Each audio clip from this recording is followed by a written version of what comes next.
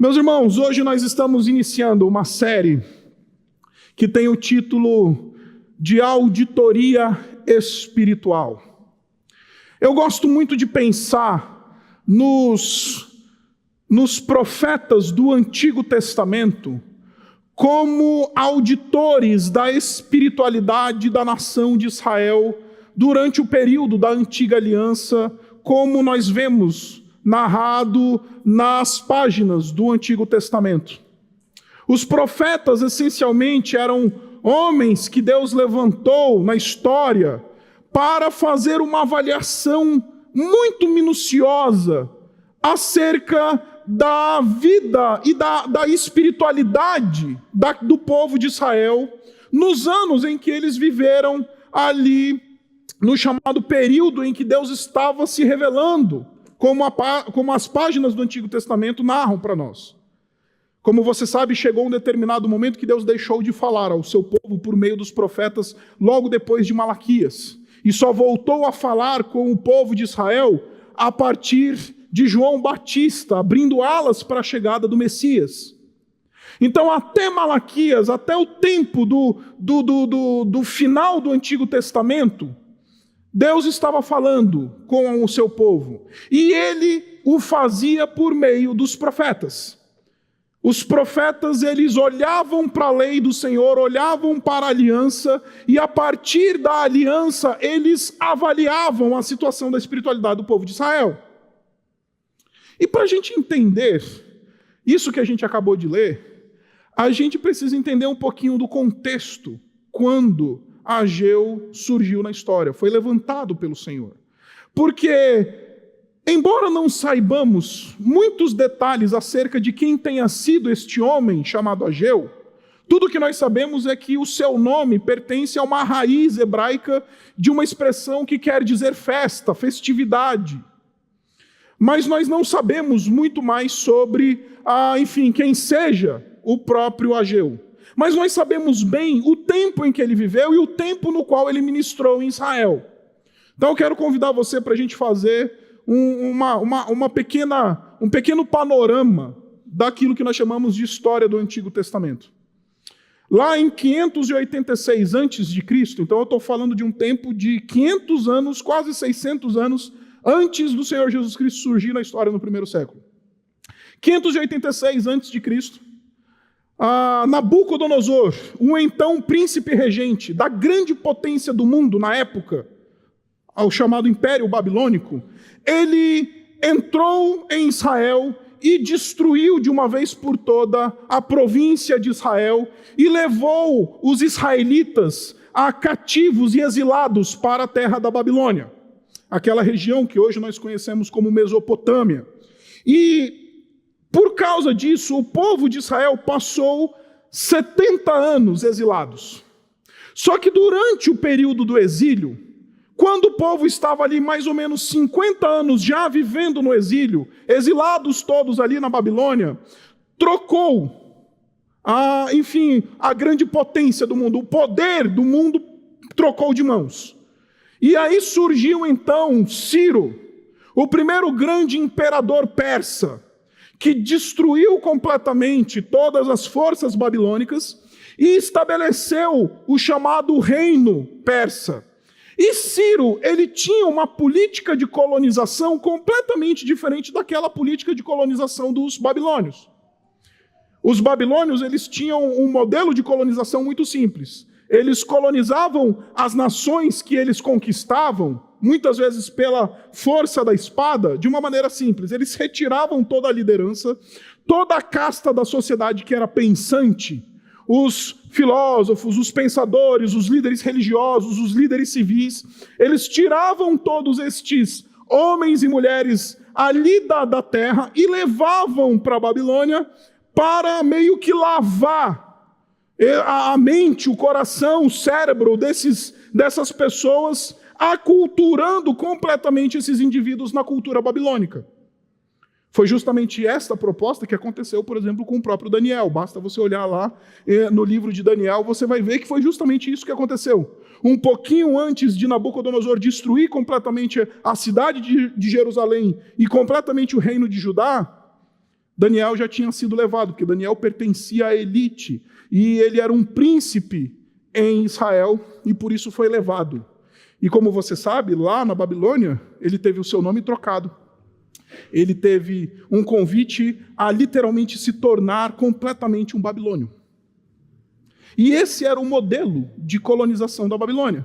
Eles tiravam a liderança daquelas nações, deixava a casta baixa da sociedade a ver navios e literalmente a mendigar o pão, e a liderança, eles literalmente transformavam a força em babilônios. Então, por isso, era praticamente impossível haver qualquer levante contra o poderio babilônico, visto que a liderança dessas nações, elas se tornavam completamente babilônias. Elas aderiam e se tornavam completamente favoráveis à cultura, à língua, à religião babilônica. Os persas, eles eram completamente diferentes. Em vez de lavar o cérebro, por assim dizer, da elite pensante de uma determinada sociedade, eles permitiam que estas sociedades continuassem com as suas religiões, com suas línguas, com suas culturas, com suas tradições, desde que eles fossem fiéis no pagamento do tributo imperial. Então, os persas, eles não tinham problema, eles não queriam unificar o mundo todo e fazer com que, como os babilônios faziam, que todo mundo pense igual aos babilônios, que todo mundo tenha a cultura dos babilônios, que todo mundo tenha a língua dos babilônios. Não. Os persas, eles diziam, pode ter a tua cultura, pode ter a tua língua, pode ter as tuas tradições, você pode ter a tua terra, desde que você pague o tributo imperial. Por que essa política de colonização ela precisa ser mencionada aqui? Porque é justamente isto que justifica o decreto de Ciro, o primeiro imperador persa, de retorno, o decreto que dava, condições para que o povo de Israel pudesse retornar para a terra para reconstruir a sua vida. Ciro, então, sobe ao trono, inaugura o Império Persa, e então ele emite um édito, que inclusive é reproduzido no livro de Esdras. E este édito, ele então libera e autoriza os israelitas a voltarem para Israel. E a missão dos israelitas é muito simples. A missão dos israelitas é, basicamente, fundamentalmente, reconstruírem suas cidades, e especialmente o Templo de Israel. Então, uma primeira leva de exilados retorna, sob a liderança deste homem, que a gente acabou de ver, este homem chamado Zorobabel. Isso aconteceu ali por volta de 536, antes de Cristo, há mais ou menos 50 anos que o povo estava lá no exílio. E o povo voltou. O povo estava lá. O povo começou a reconstruir a sua vida. E 18 anos se passaram. E ninguém recomeçou a tarefa de construção do templo. Ninguém decidiu se movimentar no meio daquele remanescente para cumprir aquilo que Deus mesmo tinha determinado para eles. Por causa disso, Deus levanta Ageu.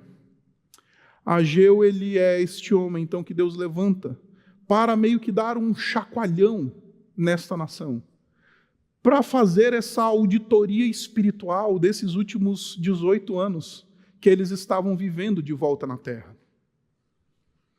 E, meus irmãos, uma coisa que eu tenho aprendido com esse negócio de movimentos de auditoria, eu não sei se você sabe, os membros da igreja sabem disso perfeitamente, mas a nossa igreja, a nossa vida financeira, ela passa por auditoria fiscal, financeira, todo final de ciclo financeiro-administrativo aqui. Então, termina o ano, a gente fecha o ano administrativo, todas as nossas documentações elas vão para uma empresa de auditoria fiscal que não tem nenhuma relação com a nossa igreja, e eles vão lá auditar os nossos processos financeiros, eles vão lá auditar as nossas finanças. E uma coisa que é muito interessante é que eu tenho descoberto nesses últimos 5 anos, como alguém que eventualmente tem que chamar o conselho administrativo da nossa igreja e falar, prepara a documentação que a gente tem que mandar para a auditoria. É que um bom auditor não é necessariamente somente aquele que consegue ver ou identificar um determinado problema. Não é aquele que fala, opa, está faltando uma nota aqui nessa prestação de contas que vocês deram. Oh, está faltando aqui alguma coisa. Não, o bom auditor não é este que só consegue identificar um problema. O bom auditor é aquele que consegue identificar as razões daquele problema ter aparecido. E é justamente isto que o Ageu vai fazer. O problema ele é óbvio. Sim, o povo deixou de se envolver com aquilo que Deus esperava que eles fizessem. O problema, sim, é óbvio. Passaram 18 anos e o povo não reconstruiu a casa do Senhor. Passaram 18 anos, o povo já está morando bem, como a gente vai ver daqui a pouco. As casas são de fino acabamento. Mas o povo não se engajou na reconstrução do templo. Hoje quero lhes propor que Ageu, ele está tratando uma mediocridade que está sendo defendida a partir de um slogan. Olha comigo no versículo 2, o texto diz assim: assim diz o Senhor dos Exércitos, este povo afirma, ainda não chegou o tempo de reconstruir a casa do Senhor. Essa expressão que aparece aqui, ainda não é tempo, em hebraico, ela é muito interessante, porque ela é quase um jingle. Sabe?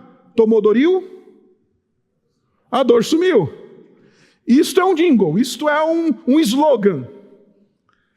Isso daqui também é um slogan. Em hebraico, eu sei que citar as expressões hebraicas para vocês, especialmente você que nunca estudou essas coisas, pode parecer que eu estou falando de Marte. Mas eu queria citar a expressão que aparece aqui, por quê? Porque você vai ver que rima. Diz assim, lo et bo. Este é o jingle, ainda não é tempo. Lo et bo. O lo rima com bo. Tomou Doril, a dor sumiu. Em outras palavras, o texto está dizendo para nós que o profeta está acusando a nação de reproduzir um slogan, ou uma propaganda, ou reproduzir uma ideia que eles estão repetindo ao longo dos últimos 18 anos. Ainda não é tempo. E note, meus irmãos, esta é uma pronunciação que ela pode parecer bem elaborada. Porque note, o povo não está dizendo, a gente não vai reconstruir o templo. Não estamos a fim de reconstruir o templo. Nós não vamos reconstruir o templo. O povo está subindo no tamanco e está dizendo assim, não, veja bem, nós avaliamos todos os processos, fizemos aqui uma avaliação 360 em todos os nossos processos, e nós chegamos à conclusão de que ainda não é tempo. Parece um discurso elaborado, né?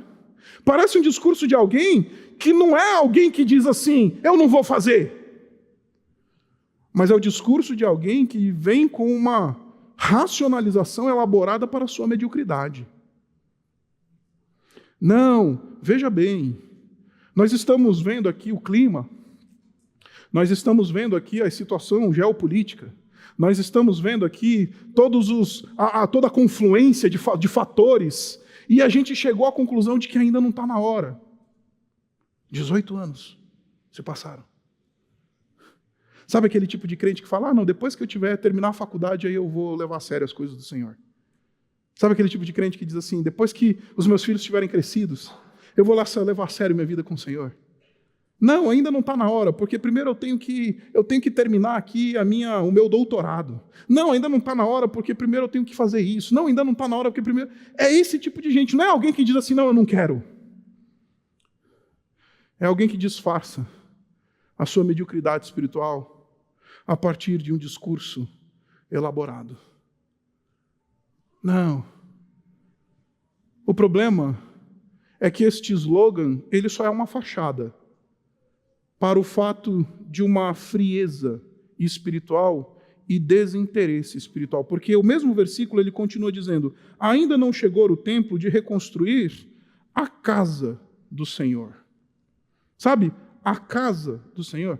E aqui é muito interessante, porque acredite, o profeta podia usar a expressão templo. Ele usa, inclusive, a expressão templo a partir do versículo 11, Tá? Desculpa, a partir do versículo 9. Versículo 9 diz assim: por causa do meu templo, que ainda está destruído, enquanto cada um de vocês se ocupa com a sua própria casa. O profeta tinha a expressão templo à disposição, mas no versículo 2, ele prefere se referir à casa de Deus ou ao templo de Jerusalém como casa do Senhor. E aqui é sensacional, por uma razão muito simples, porque o templo, meu irmão e minha irmã, o templo é o lugar da religiosidade, é o lugar da impessoalidade, é o lugar em que a gente vai lá, levanta a mão, pratica algum rito. A gente vai ter um rito daqui a pouco, a Eucaristia. A gente vai lá, faz isso ou aquilo, mas é absolutamente impessoal, né? Porque enquanto o templo é o lugar da religião, a casa é o lugar da intimidade. Em outras palavras, esse povo está dizendo assim: a gente não quer Deus como nosso vizinho. A gente não quer Deus morando perto da gente. Porque o vizinho sabe, né, os gritos que a gente dá na nossa esposa. O vizinho sabe a xingada que a gente dá lá na hora que alguém estaciona meio torto na vaga do estacionamento da garagem. O vizinho sabe os bilhetes mal-humorados que a gente manda para o síndico. O vizinho sabe. Porque o vizinho sabe quem a gente é. Então esse povo está dizendo assim: a gente não quer Deus como nosso vizinho, a gente não quer Deus como nosso íntimo, a gente não quer Deus como alguém que está perto de nós, que vai ver de fato quem nós somos. Porque acredite, o vizinho sabe quem a gente é. Aqui na igreja, a gente põe aquela máscara de crente, a gente fala: paz do Senhor, irmão. Aquilo que eu costumo dizer, a gente se reveste até dos cacuetes evangélicos, né? Porque a gente não tem linguajar, a gente tem cacuete, né? A gente fala paz do Senhor, a gente põe a Bíblia debaixo do braço, a gente põe roupa de crente, a gente fala, dá até uma empinada assim, né? Os cacuetes de crente. A gente põe até o cacuete de crente, mas nosso vizinho sabe quem a gente é. A gente não quer ter Deus como nosso vizinho.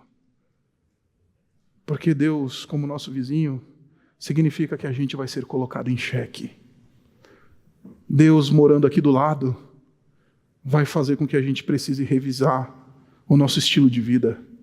Deus, sendo o nosso vizinho, com a casa dele aqui pertinho da gente, significa que a gente vai precisar rever os nossos valores e os nossos conceitos.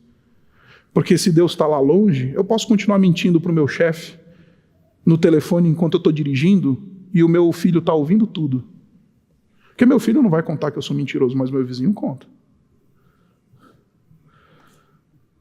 Então, meus irmãos, em outras palavras, esta elaboração desta articulação ainda não é tempo, nada mais é do que uma maquiagem de um esfriamento espiritual.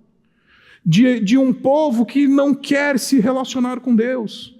É uma elaboração muito bonita, que parece que o indivíduo está por cima da carne seca, mas não passa de uma elaboração de alguém que está com uma frieza espiritual. Mas mais do que isso, meus irmãos, é um movimento de arrogância aqui.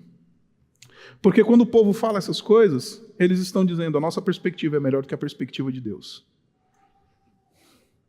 Aquilo que nós julgamos, aquilo que nós avaliamos, aquilo que nós determinamos, aquilo que nós pensamos é melhor e mais correto e mais verdadeiramente conectado com a realidade do que aquilo que Deus diz.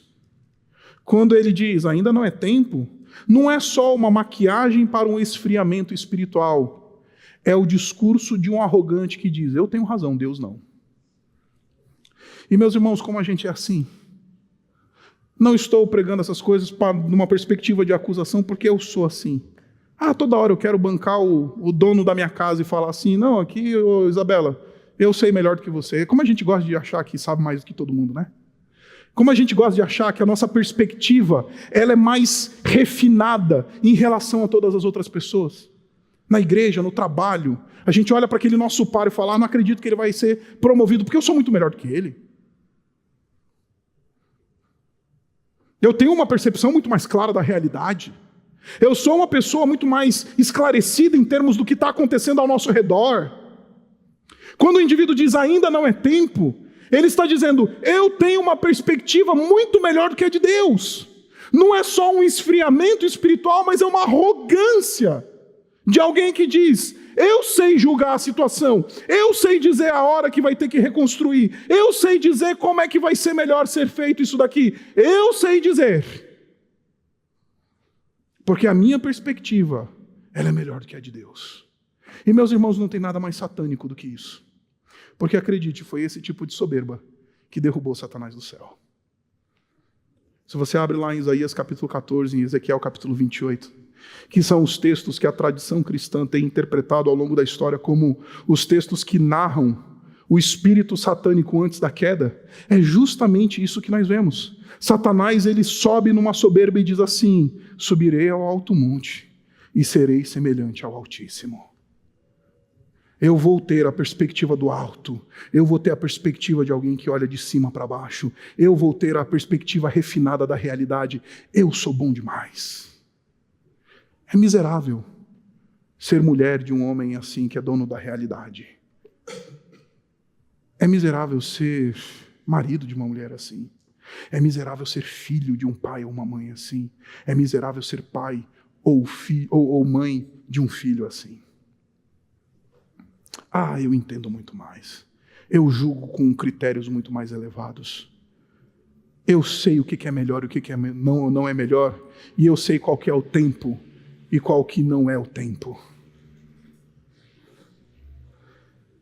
Uns bons anos atrás, meu pai ele sofreu um sequestro relâmpago. Meu pai já é falecido, mas quando ele ainda estava vivo, ele sofreu um sequestro relâmpago. E nessa situação, ele acabou sendo baleado na perna. E aí, ele tomou um tiro no quadríceps, na parte posterior da coxa dele. E eu lembro que, a gente estava em casa, e aí literalmente a polícia ligou lá em casa e falou assim: olha, a gente está com um tal Antônio Paulo aqui, baleado. Ele está no PS Central de São Bernardo do Campo. Aí a gente correu para o hospital. Aí eu lembro de chegar no hospital, né? Eu falei: meu Deus do céu, meu pai vai morrer. Quem é que é baleado e sobrevive, né? E aí entrei, me deram a oportunidade de entrar, minha mãe não conseguia nem entrar. Aí eu falei assim: não, mãe, deixa que eu vou lá. Fui lá, entrei na área onde meu pai estava e eu estranhei. Porque meu pai, ele tomou um tiro de um calibre que não era muito alto, era calibre 22. Então o projétil se alojou na perna do meu pai, então a perna do meu pai estava com um hematoma absurdo, assim, enorme. E eu preocupado, o que vai fazer, né, com a perna preta, um roxo assim, preto. E aí eu fiquei indignado com aquilo e virei para o médico e falei assim: doutor, mas vocês têm que tirar esse projétil aqui. Olha eu, né, no alto da minha arrogância, querendo dar uma de médico. E aí virei e falei assim: vocês têm que tirar esse projétil da perna do meu pai. Aí o médico, com a sua paciência, foi muito paciente, porque se fosse comigo, ele já devia ter me humilhado muito. Falou: quem é que estudou medicina aqui, amigão? Quem é que é o médico aqui? Você ou sou eu, né? Mas ele, numa paciência extrema, virou para mim e falou assim: seu Isaac, deixa eu explicar uma coisa para você. A gente não vai mexer nesse hematoma, porque qualquer batidinha de um bisturi para abrir essa perna vai fazer com que esse sangue, esse hematoma, ele literalmente exploda. Seu pai vai perder tanto sangue que o momento agora é simplesmente deixar, vamos tratá-lo a dor, vamos fazer aqui as tomografias, os raios-x que a gente precisa, mas a gente não vai abrir a perna do teu pai, porque se a gente abrir do jeito que está, vai ser pior. Mas eu, médico por um minuto, né? Porque o pessoal fala, né, que todo mundo tem de médico e louco tem um pouco, né? Aí eu queria dizer: não, vocês têm que levar meu pai para a cirurgia, vocês têm que tirar esse projétil da perna do meu pai. Como a gente é assim, acha que a nossa percepção ela é melhor que a dos outros. O médico estuda, faz faculdade, rala, faz residência. Sou marido de uma médica. Para vir um Zé e falar assim: não, você tem que fazer a cirurgia, você tem que fazer isso. A gente é assim com Deus. Não, Senhor, meus filhos, eles estão assim, eu sei o que é melhor para os meus filhos. Eu sei o que é melhor para a minha família. Eu sei o que é melhor, eu sei qual que é o tempo. Eu sei qual que é a hora. Porque a minha perspectiva é soberana. E a gente se comporta assim. Em todos os lugares, de todos os jeitos. Porque a gente tem uma mania de achar que porque nós temos uma determinada perspectiva, a nossa perspectiva ela é mais sublime, ela é mais espiritual, ela é mais santa, ela é melhor do que a dos outros. Parece que nós santificamos, né, a perspectiva que nós temos. Não, porque sou eu. Então eu santifico essa perspectiva. Eu santifico esses critérios de avaliação. Ah, como nós somos tolos. Como nós precisamos desesperadamente nos arrepender da arrogância do nosso coração. Esses auditores estão fazendo assim. Esse auditor está fazendo assim. Povo de Israel, o problema foi que vocês deixaram de construir a casa do Senhor. Mas a razão do problema é que, em primeiro lugar, vocês esfriaram espiritualmente. Vocês não querem intimidade com Deus. E, em segundo lugar, é porque vocês são absolutamente arrogantes. Vocês são absolutamente donos da verdade. Se você olhar comigo no versículo 4, tem uma outra razão para a qual eles não se envolveram com a obra do Senhor. É que eles são materialistas. Olha só o versículo 4, diz assim: acaso é tempo de vocês morarem em casas de fino acabamento, enquanto a minha casa continua destruída? É muito interessante essa expressão fino acabamento, porque fino acabamento, na língua hebraica, é uma expressãozinha que só aparece no Antigo Testamento para descrever os edifícios suntuosos do passado. Sabe o Templo de Salomão? O Templo de Salomão é um edifício de fino acabamento, é uma casa de fino acabamento. Os palácios dos reis eram descritos como casas de fino acabamento. Em outras palavras, o texto está dizendo para nós que eles são materialistas e têm uma perspectiva ou têm prioridades distorcidas. Porque, meus irmãos, de novo, eu não vou pregar para vocês um sermão que é muito comum entre os evangélicos hoje em dia, de dizer, não, que você tem que ser um pobre lascado, que você não pode desfrutar de nenhum tipo de benesse, ou você não pode ter recursos, ou você não pode gozar das coisas boas da vida. Não é isso que o evangelho o que a palavra de Deus está acusando. Se você tem condição de viver bem numa casa boa, de educar os seus filhos numa boa educação, se você tem condições disso, amém, graças a Deus, louve ao Senhor por isso. O problema não é esse. O problema é a vida materialista que corre atrás dessas coisas às custas de um relacionamento com Deus. O problema é correr atrás da casa de fino acabamento, correr atrás do diploma, correr atrás da vida, correr atrás das coisas desse mundo, às custas do nosso relacionamento com Deus. Não tem problema morar numa boa casa, desde que a perseguição pela boa casa não comprometa o meu relacionamento com Deus. Não tem problema você colocar os seus filhos numa boa escola, desde que colocar os nossos filhos numa boa escola não comprometa e não seja às custas do nosso relacionamento com Deus.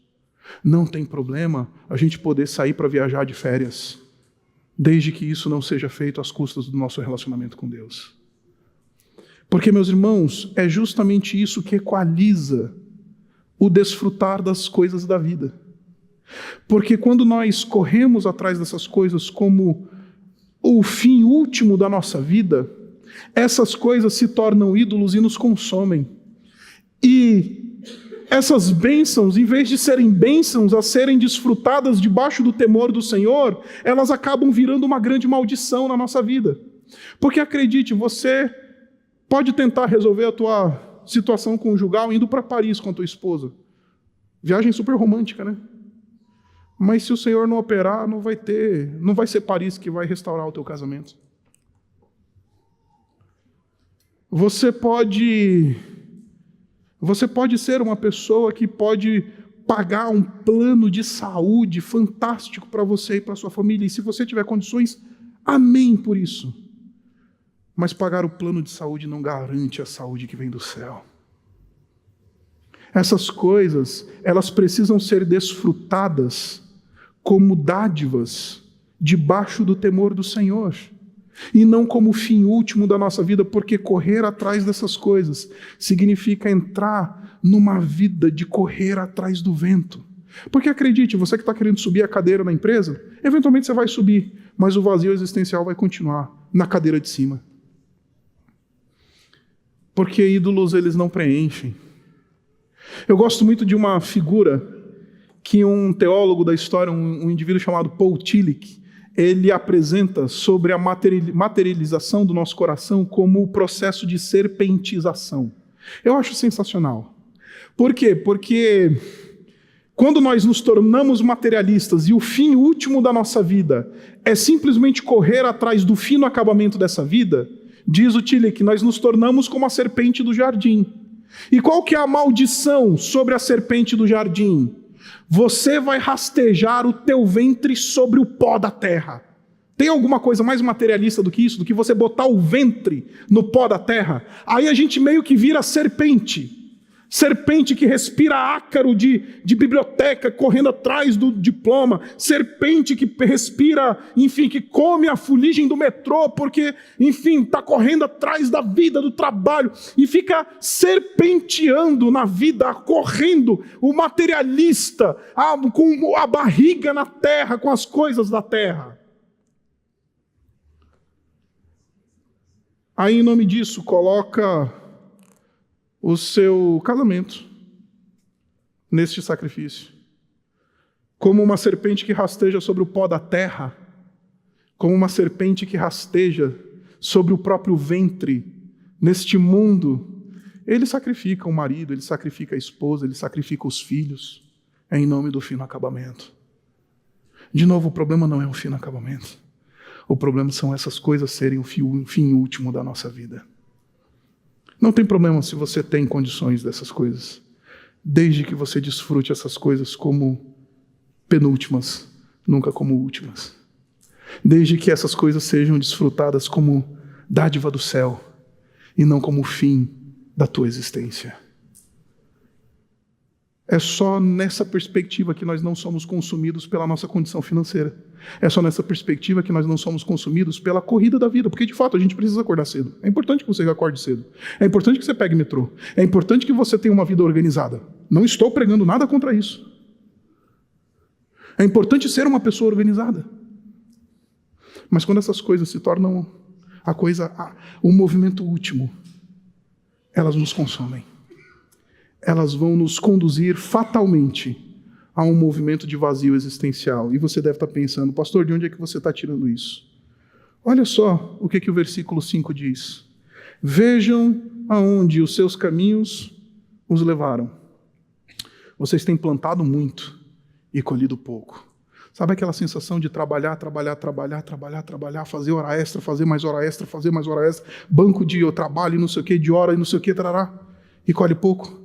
Essa é a linguagem bíblica, o trabalho não satisfaz.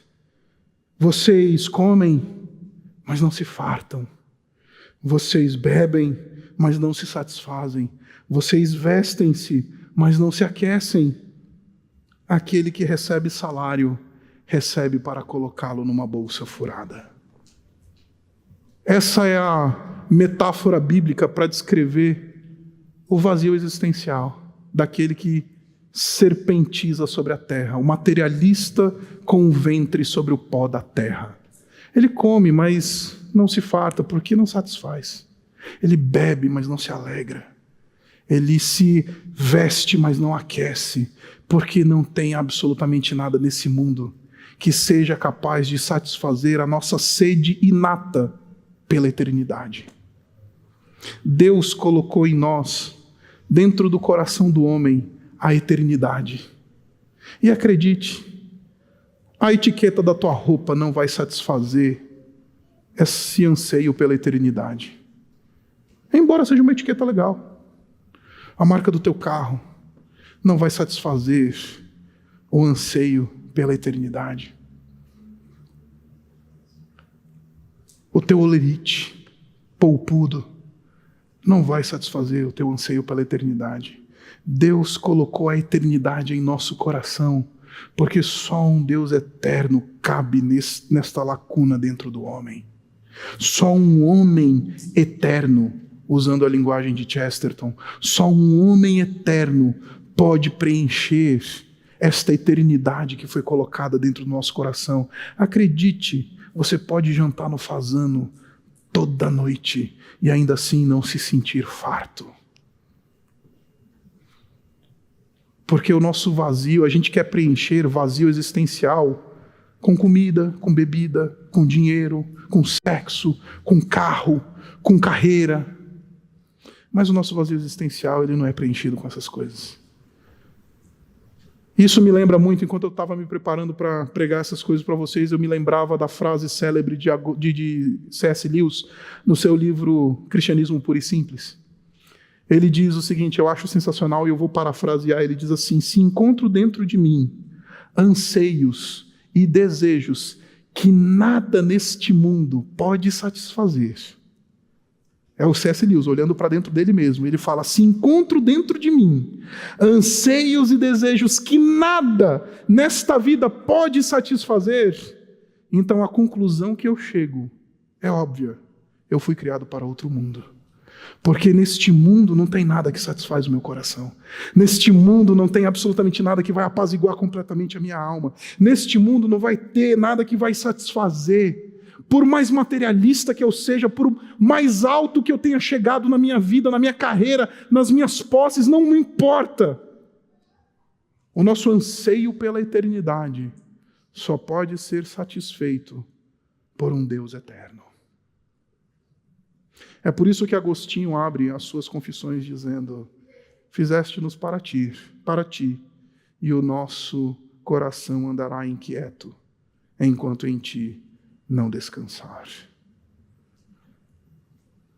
Esse vazio existencial não vai ser preenchido por absolutamente nada desse mundo. Por isso que vocês trabalham, mas não têm um senso de realização. Vocês comem, mas não se sentem fartos. Vocês bebem, mas não se sentem satisfeitos. Vocês se vestem, mas parece que não aquece. Sabe aquele tipo de gente que toda hora fica mudando alguma coisa na vida? Eu conheço gente assim, que nada satisfaz. Aí é a mulher, aí daqui a pouco é a carreira, aí daqui a pouco é isso. Toda hora muda, dá um pulinho para o outro lado. É o pessoal que... Eu costumo dizer que é o pessoal que joga a dama da vida. Sabe que a dama é aquela que a gente fica pulando, né, as casas. Então fica pulando de casa em casa na vida, achando que vai uma hora encontrar aquilo. Achei aquilo que vai me satisfazer. Enquanto não tiver um encontro com Deus. Você vai pular, trocar de marido quantas vezes for necessário. Você vai trocar de carreira quantas vezes forem necessárias. Você vai mudar, pular daqui para lá, vai mudar de endereço, vai mudar de país, vai mudar seja do que for. E vai continuar vazio. Vocês trabalham e vocês não conseguem dar conta e colhem pouco. Vocês comem, mas não se fartam, bebem, mas não se satisfazem. Porque correr atrás do fino acabamento significa viver um vazio existencial. Por isso que o profeta olha para a nação e diz assim: povo, vejam, ponderem. Vejam onde os caminhos de vocês os levaram. Basta vocês olharem para a realidade de vocês, e a realidade de vocês grita o fracasso da jornada de vocês. Basta vocês olharem para a agenda de vocês, vocês olharem para o diário de vocês, e vocês vão ver que a jornada de vocês é um fracasso. E aí, meus irmãos, nessa hora, se eu fosse um teólogo da prosperidade, eu ia deitar e rolar, porque eu ia dizer assim, tá vendo? Então, o que você tem que fazer? Tem que construir a casa do Senhor, para lidar com esse vazio existencial. Traz o dinheiro na igreja. Se eu fosse um teólogo da prosperidade, eu ia deitar e rolar agora, porque eu ia dizer, olha, irmãos, temos um projeto aqui novo na igreja, e vamos fazer isso e aquilo, ia deitar e rolar. Mas esse texto não fala dessas coisas. Porque, de fato, quando o texto ele está convidando o povo de Israel a reconstruir o templo do Senhor, ele está convidando o povo a priorizar a sua relação com Deus e reconstruir a sua relação com Deus. Mas hoje, na nova aliança, nós não vivemos mais em templos, nós não vivemos em função de templos. Deus não habita mais em templos feitos de pau, pedra, de tijolo. Na era da nova aliança, Deus habita corações. Deus habita vidas. Deus não habita prédio. Na era da nova aliança, o Espírito foi colocado dentro da igreja, dentro de nós. Em outras palavras, a maneira de aplicar corretamente esse texto não é falar assim, então traz dinheiro na igreja, vamos reconstruir, vamos construir um império eclesiástico. Não, esta não é a aplicação legítima deste texto. A aplicação legítima deste texto é tão básica, reconstrói o teu altar. Refaz o teu relacionamento com Deus. Vai para o secreto, fecha a tua porta, dobra o teu joelho e volta para o Senhor. Refaz a tua vida de adoração, refaz a tua vida de devoção, refaz a tua vida de intimidade com o teu Deus. Refaz a tua jornada comunitária, perto daqueles que também professam a mesma fé que você tem. Esta é a aplicação legítima desse texto. Porque Deus ele não está mais construindo o templo. Só um louco reconstrói um templo que Deus derrubou 2 vezes na história. Só um louco reconstrói um templo que Deus derrubou 2 vezes. Acredite, esses loucos estão reconstruindo templos a partir desse texto. Mas esse texto não é sobre isso. Esse texto é um convite a uma revisão do nosso relacionamento com Deus. Quando foi a última vez que você dobrou os teus joelhos na tua casa, sem que ninguém veja? Quando foi a última vez que você orou pelos teus filhos, pelos teus planos, pelos teus sonhos, pelas aspirações do teu coração? Quando foi a última vez que você abriu a palavra de Deus para ler e se alimentar com a palavra de Deus? Quando foi a última vez que você se reuniu comunitariamente para compartilhar a comunhão, para compartilhar a vida? Quando foi a última vez que você revisitou o teu altar particular? Porque esse texto é sobre isso. É sobre crente revendo a sua jornada com Deus. Agora, meus irmãos, se eu parasse aqui, eu pregaria um sermão muito, muito, muito moralista. Eu não vim pregar um sermão moralista para você. Isso tudo que eu acabei de falar para vocês encontra a sua redenção naquele que tinha o fino acabamento do universo. O texto de Efésios fala para nós que o cosmos foi colocado debaixo dos pés do Senhor Jesus Cristo. É o estrado dos pés de Jesus. Este tinha fino acabamento absoluto na glória do Pai. Ele decidiu abrir mão da sua glória, do fino acabamento, para nos encontrar em nosso vazio existencial. Para dizer, começa a desfrutar da vida, não tendo a vida como fim, mas como uma dádiva debaixo do temor do Senhor. Começa a desfrutar do teu relacionamento conjugal, não como um fim, mas como uma dádiva debaixo do temor do Senhor. Desfruta de uma boa relação com os teus filhos, não como um fim, mas como uma dádiva debaixo do temor do Senhor. Desfruta do teu dinheiro não como um fim, mas como uma dádiva debaixo do temor do Senhor. Desfruta da tua intelectualidade, da tua carreira, da tua capacidade, não como fim, mas como uma dádiva a ser desfrutada debaixo do temor do Senhor. Porque aí a gente consegue fazer a sintonia fina da nossa vida.